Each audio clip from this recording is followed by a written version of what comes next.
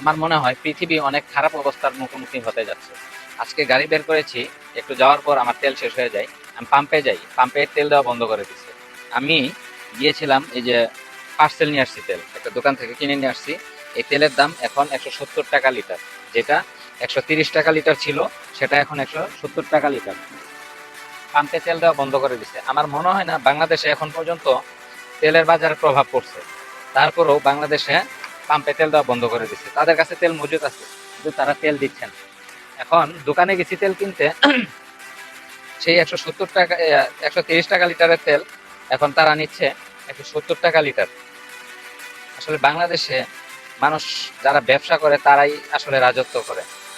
আমার মনে হয় না এখন পর্যন্ত বাংলাদেশে তেলের বাজারে প্রভাব পড়ছে। তারপরেও তারা তেল মজুত করে আমাদের এই মানুষকে ভোগান্তিতে ফেলাচ্ছে।